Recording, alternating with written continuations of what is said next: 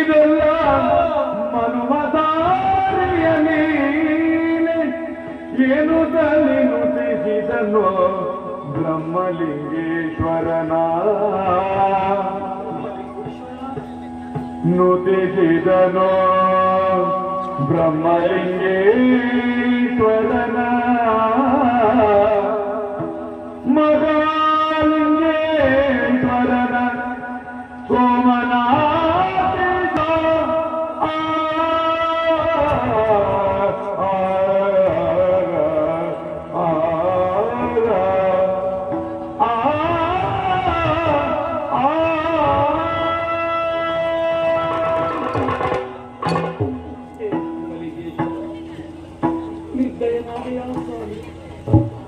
ಎಂತಹ ಹೇಯ ಕೃತ್ಯವಿದು.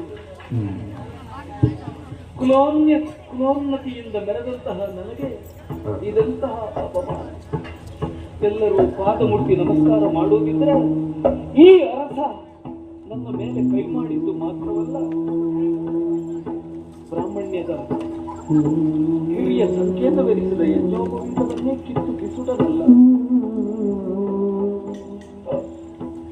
ಚಂದ್ರಮೌಳೀಶ್ವರ, ಮಾಲಿಂಗೇಶ್ವರ, ಬ್ರಹ್ಮಲಿಂಗೇಶ್ವರ, ಈ ಲೋಕದಲ್ಲಿ ಎಲ್ಲವೂ ನಿನ್ನದೇ.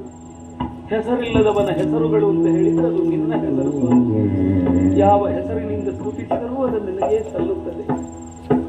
ಬುದ್ಧಿ ತಿಳಿದ ಅಂದಿನಿಂದ ಇಂದಿನ ತನಕ ಯಾವುದೇ ಲೋಪ ದೋಷಗಳಿಲ್ಲದೆ ಅತ್ಯಂತ ನಿಷ್ಠಾವಂತನಾಗಿ ನಿನ್ನ ಪೂಜೆಯನ್ನು ಮಾಡಿದವನು ನಾನು. ಯಾವೊಬ್ಬನಿಗೂ ಕೆಡುಕನ್ನು ಎಡಿಸಿದವನಲ್ಲ ಸ್ವಾಮಿ ನಾನು. ಇರುವೆಯನ್ನು ಕೂಡ ಕೊಂದವನಲ್ಲ ನಾನು.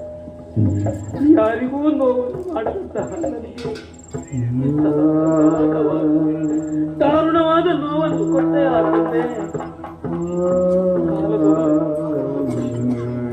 ಯಾವ ವಿಷಯಗಳಿಗೆ ಇಂತಹ ದುರ್ಘಟ ಎಲ್ಲ ನಿನ್ನ ಸಂಕಲ್ಪ, ಎಲ್ಲ ನಿನ್ನ ಸಂಕಲ್ಪ. ನನ್ನ ಹಣೆಯಲ್ಲಿ ಏನು ಬರೆದಿದೆಯೋ, ನನಗೇನು ದಾರಿಯನ್ನು ನೀನು ತೋರಿಸುತ್ತೀಯೋ ನನಗೆ ಗೊತ್ತಿಲ್ಲ. ಈ ನೆಲದಲ್ಲಿ ಒಂದು ಕ್ಷಣವೂ ನಾನು ನಿಲ್ಲುವನಲ್ಲ. ಎಲ್ಲಿಗೆ ಹೋಗಲಿ, ಏನು ಮಾಡಲಿ?